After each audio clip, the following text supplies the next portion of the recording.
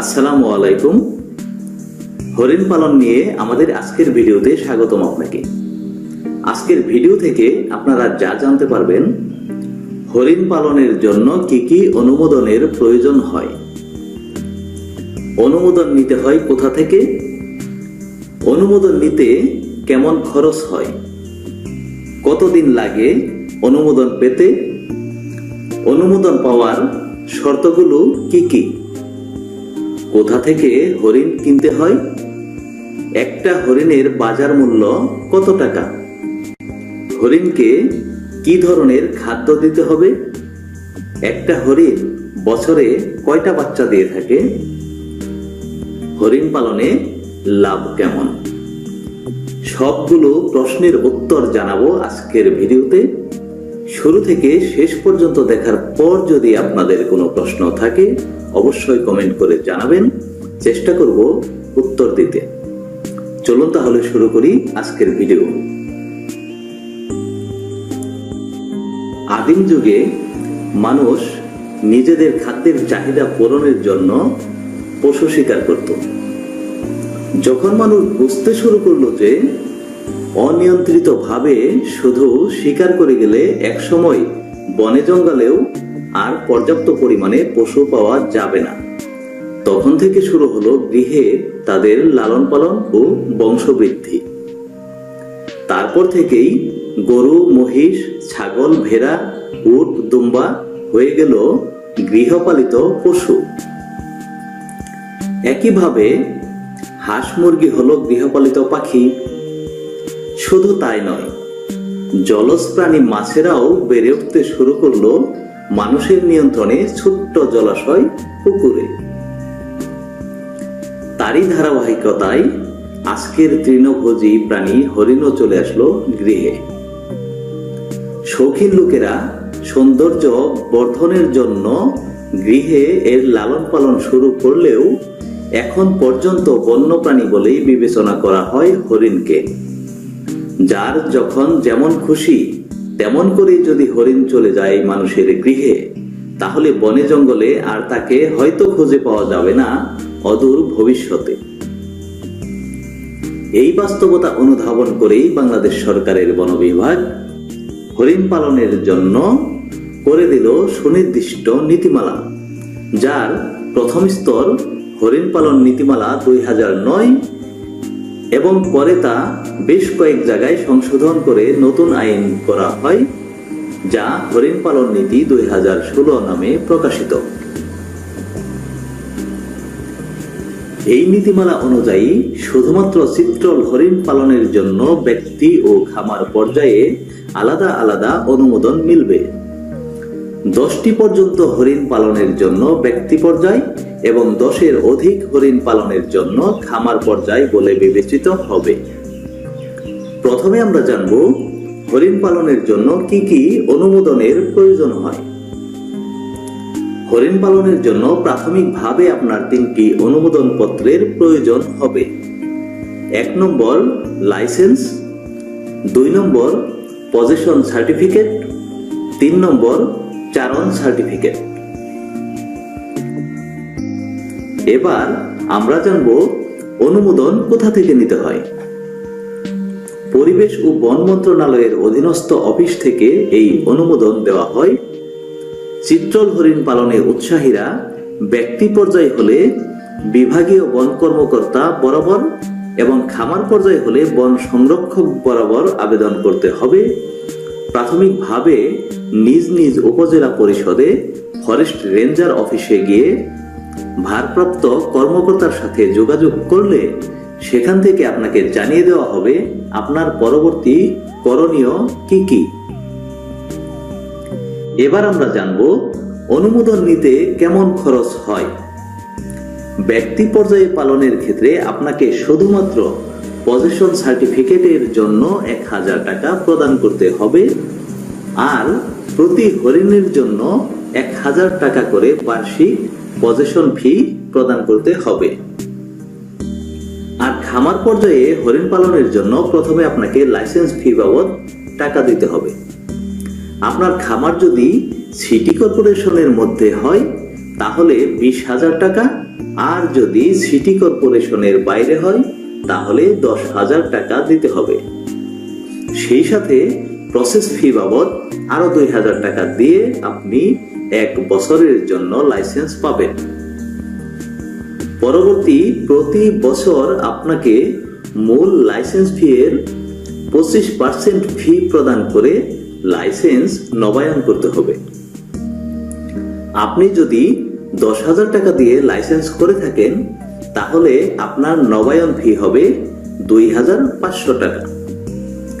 এবার আসি পজেশন ফি এর বিষয়ে।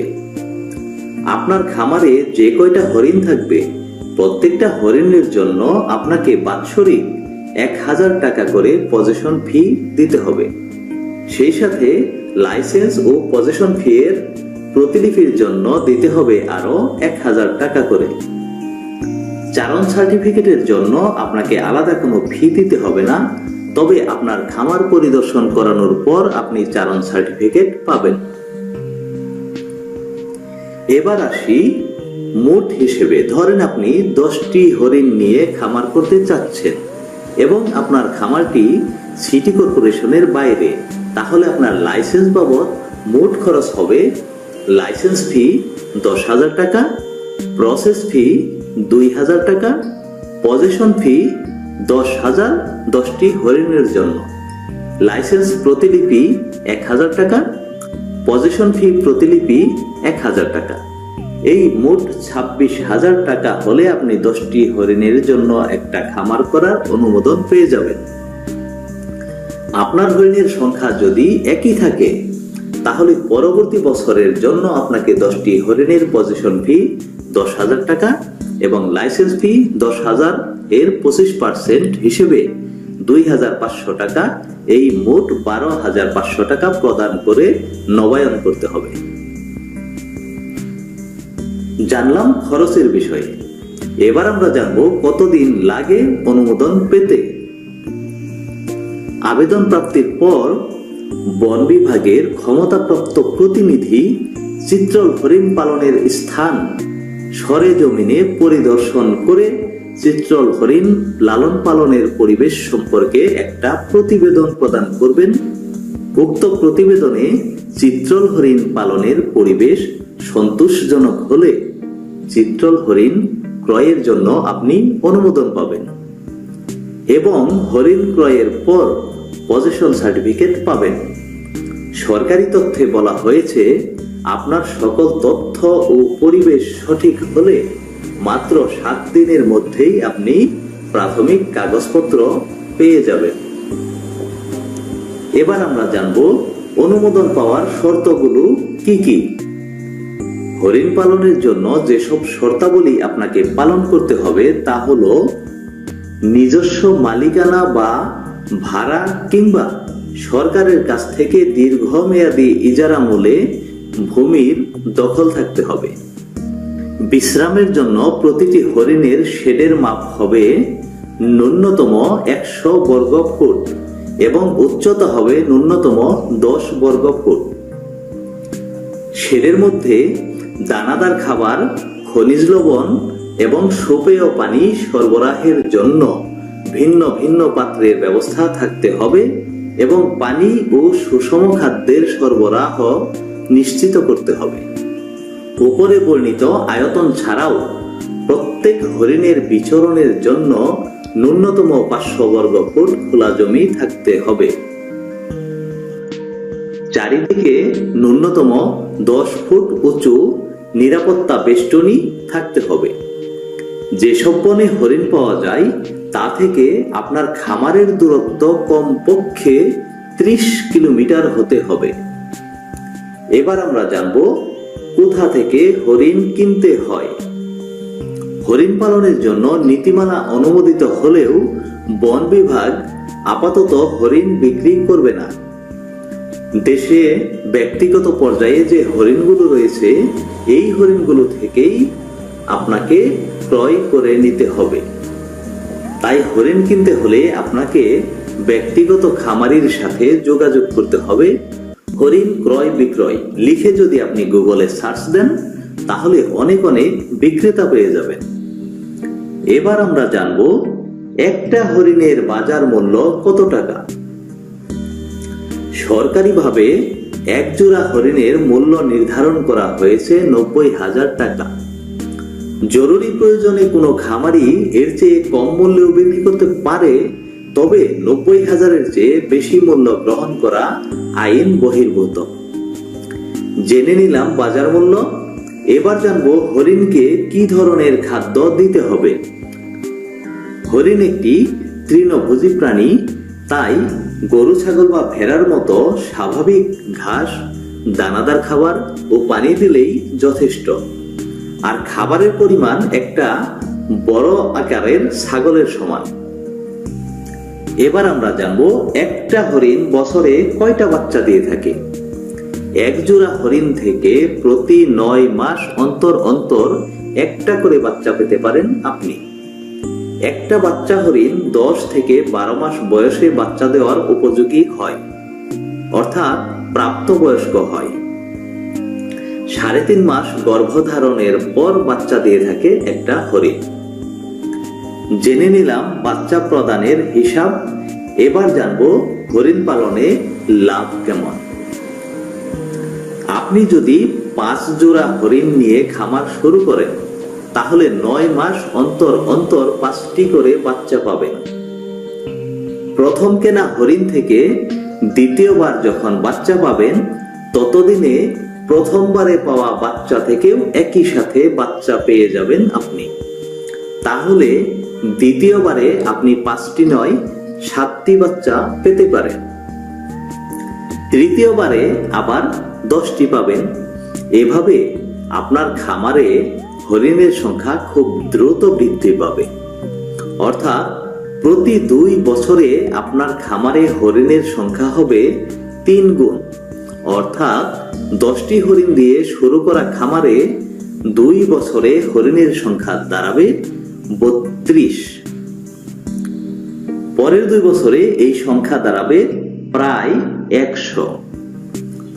অসুখ, বিসুখ বা দৈব মৃত্যু যে কোনো প্রাণীরই হতে পারে। আবার সমান হারে পুরুষ ও নারী হরিণ না পেয়ে কম বেশিও হতে পারে। তাই 100 হরিণের জন্য প্রথম 4 বছর না 5 বছর সময় লাগবে বলে আপনি হিসাব করে নিন। কষ্ট করে 5 বছর লালন পালন করার পর থেকে প্রতি 9 মাস পর পর আপনি 50টা করে হরিণ বিক্রি করতে পারবেন।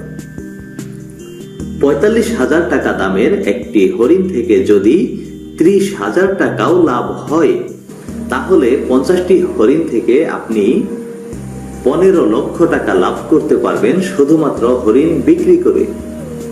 9 দ্বারা ভাগ করলে মাসিক আয় 1,66,000-এর চেয়ে বেশি হয়। শ্রমিক ও অন্যান্য খরচ বাদ দিয়েও আপনি লক্ষাধিক টাকা আয় করতে পারেন অনায়াসে। এবার আপনি যদি প্রশ্ন করেন 5 বছর অপেক্ষা করে আয় করার মতো ধৈর্য কার আছে, তাকে আমি বলবো, আমি তো 10টা থেকে 100টা বানানোর জন্য অপেক্ষা করার কথা বলেছি, যাতে পুঁজি তুলনামূলকভাবে কম লাগে। আপনার যদি ধৈর্য না থাকে তাহলে শুরু করুন একসাথে 100টা কিনে। আবার কেউ হয়তো প্রশ্ন করতে পারেন 5 বছর লালন পালনের জন্য যে খরচ, তা কোথা থেকে আসবে? লালন পালনের জন্য যে খরচ লাগে তার জন্য 2-4টা বিক্রি করলেও 5 বছরে হরিণের সংখ্যা 100-তে দাঁড়ায়। তাছাড়া পুরুষ হরিণের শিং বছরে একবার ঝরে পড়ে, তাই শিং বিক্রি করেও আপনি পেতে পারেন ভালো অঙ্কের মুনাফা। এই ছিল হরিণ পালন নিয়ে আমাদের আজকের আলোচনা। আরো কোনো প্রশ্ন থাকলে কমেন্ট করতে পারেন। তাছাড়া ডেসক্রিপশন বক্সে দেওয়া থাকবে একটা লিংক। এই লিংক থেকে আপনি পেয়ে যাবেন বিস্তারিত তথ্যবহুল একটা পিডিএফ ফাইল, যা পড়ার পর আপনার আর কোনো প্রশ্ন থাকার কথা না। ধন্যবাদ সবাইকে। ভালো থাকবেন, সুরক্ষিত থাকবেন। আল্লাহ হাফেজ।